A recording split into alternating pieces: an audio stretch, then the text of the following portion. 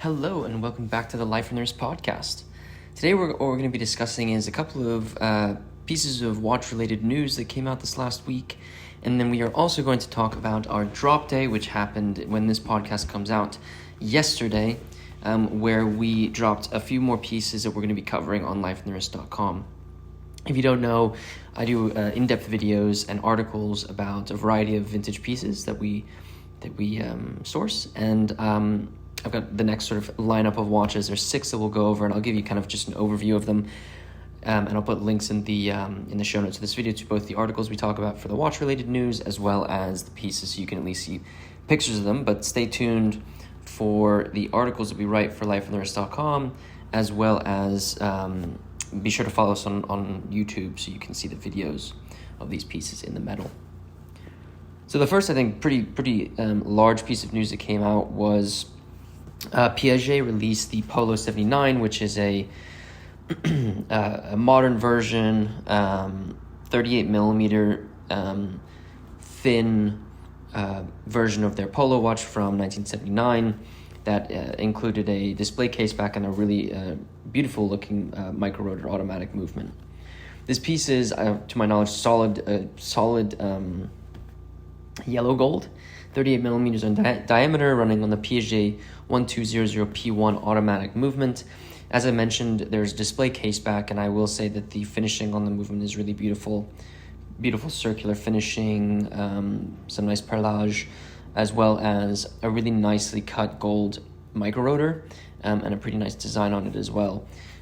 It's a really beautiful piece. I think, it's not maybe for everyone. It is for the Maison's 150th anniversary, and I think it's a pretty cool piece. I think it really stands with a lot of the pieces that collectors are into nowadays, which include these sort of integrated bracelets or very interesting pieces. I'd say the watch that this is probably competing with pretty heavily is the reference 222 from Vacheron Constantin, especially given the fact that this is yellow gold. Vacheron Constantin released their solid yellow gold watch as well.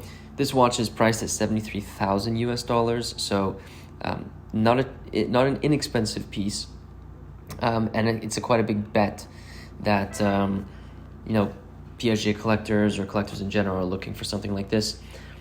So we'll see how it does. It was covered on Instagram by so many people. A nice piece, and I really do enjoy it. It'll be interesting to see if they release this in, similar to the 222, if they release this in any other case metals, if that's going to look like stainless steel or maybe a two-tone. We'll have to stay tuned to see if that happens. The second piece of news I wanted to discuss before we dive into the vintage pieces is the first winner of the Louis Vuitton Watch Prize for Independent Creatives. Raúl Pagès was the winner of this, which was he was nominated for the prize after releasing his RP1 Régulateur à détente, which has a really beautiful in-house movement that brings a détente escapement into a wristwatch. Louis Vuitton announced that they were going to be holding this biannual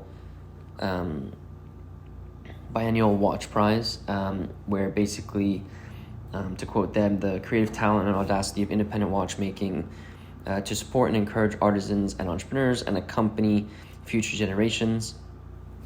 There were some really incredible finalists, two of them being previous GPHG winners, and basically what Pagès did was use a détente escapement in a wristwatch. Typically these were used in maritime chronometers, but they were susceptible to shock, and so it kind of limited the ability to use these in wristwatches, because obviously there's quite a bit of shock that movements undergo when they're on your wrist. But what he did was basically created his own manual wind movement with an innovative safety roller cam to protect the escapement from impact. So pretty cool nonetheless, and it's nice to see sort of the innovative side of watchmaking is still coming through. And what I think ends up happening is there's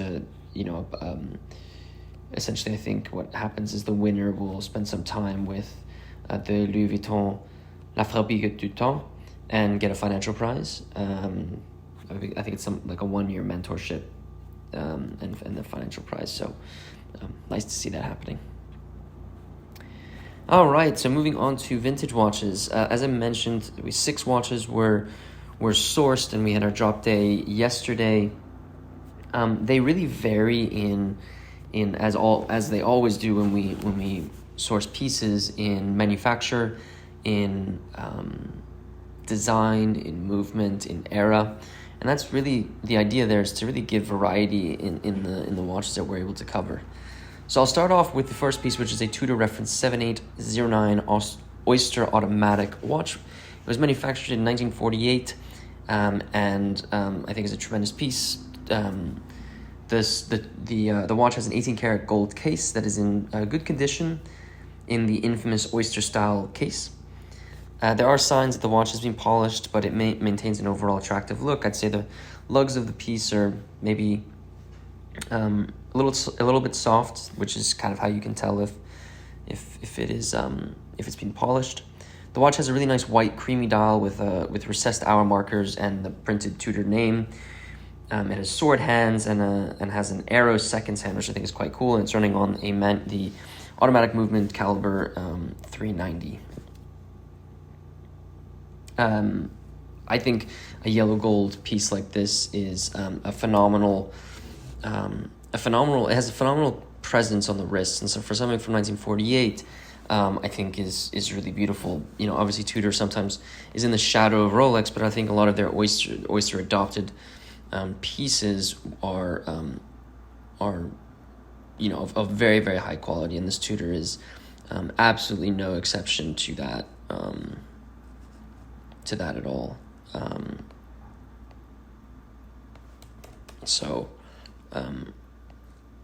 A very, very nice Tudor. As I mentioned, there'll be links in the show notes so you can see pictures of it,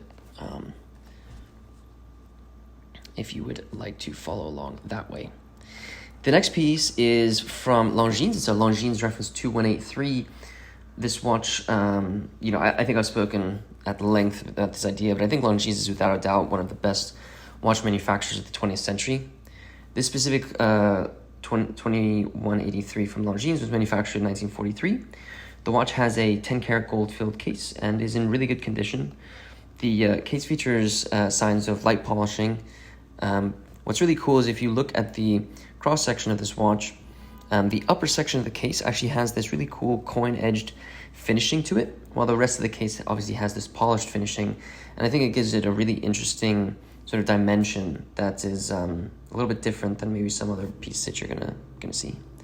The watch has short, fin-shaped lugs and has a really beautiful creamy dial with a cream dial with gold applied hour markers in sort of an Art Deco font. It also has a subsidiary second at 6 o'clock. The hands are really long and thin, and the watch is running on the caliber 10 L manual wind movement. It's a 34 millimeter case, which is might be considered a little bit smaller, but it has a very big presence on the wrist, which I really like. And I think, again, showcases how incredible Longines is for the watch they produced during the 20th century.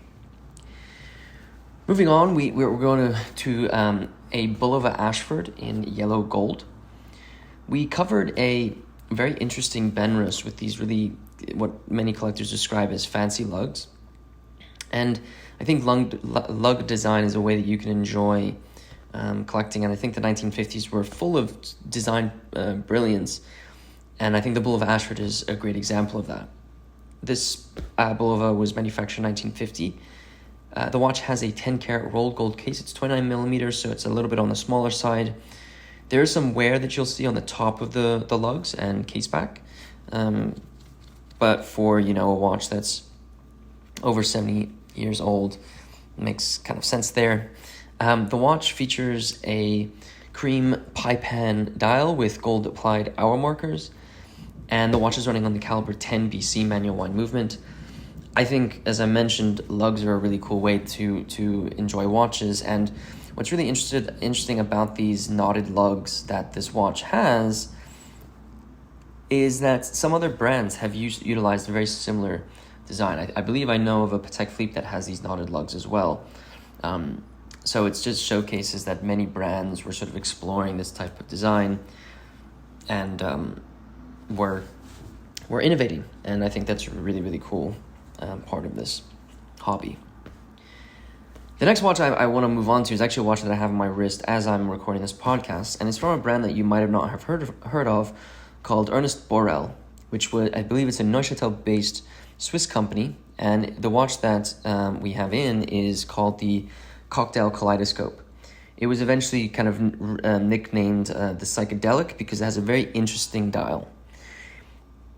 The watch was manufactured in the 1960s and has a very cool gold shell case with sapphire crystals on both the top and bottom of the case.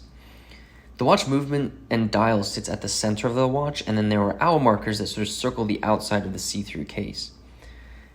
The watch's hands are these red arrows, and then you have this kaleidoscope disc at the center of the watch that turns, kind of as the seconds indicator, which I don't think I've ever seen a watch like this before. And it's pretty mesmerizing just to watch the seconds hand tick or the kaleidoscope turn. The watch has very cool long claw lugs that actually make this 32mm watch sit quite large on the wrist. And the watch is running on a manual wide ETA-based movement. This is, as I mentioned, why one of the things that I really enjoy about Life on the Wrist is trying to find pieces that perhaps you haven't heard of before, or models that maybe are off the beaten path of what's maybe typical for collectors to collect, even on the vintage side. So I'm very excited to want to get into this piece. I'm obviously going to be posting videos of this watch on the Instagram account because it's so mesmerizing to watch, and I can understand why it was called the Psychedelic. I encourage you to check out the pictures of this watch while you listen to this because it's really cool. The second to last watch is a really cool Elgin date automatic watch. The watch was manufactured in the 1950s and has a 10-karat rolled gold case that's in good condition. What makes this watch kind of stand out is that it features a hobnail finishing on the top of the case, which I think is very, very attractive. The lugs are sharp and short, and the watch has this sort of gray sunburst dial with gold applied arrow markers and Elgin name. The watch has rectangular hands, both hours and minutes hands, and that kind of matches the rectangular shaped hour markers. The watch has a date complication at 3 o'clock, and that date complication has a really cool gold applied window. As I mentioned, the watch has an automatic movement, and I think it's just a really cool sort of, you can call it a random piece that you would have in your collection. I think it's just, from a design perspective, something that is a little bit different, something that you can enjoy, and simple, effective, and a really nice watch. The last piece that we are going to be covering on the channel is the Bulova SVP1 in steel with a white dial. Not only is the SVP1 from Bulova an attractive looking piece, it really has a well-documented advertisement history online, so it's really fun to kind of look at those advertisements for this piece, or I guess this model.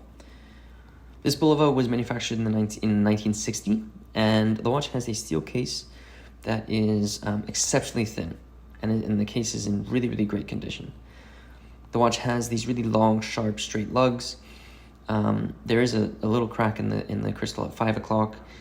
The watch has a really nice, as I mentioned, white dial that's aged to a really nice cream tone over time, and it has applied hour markers, sword hands, and a subsidiary seconds. And the watch is running on the caliber 11 AF movement.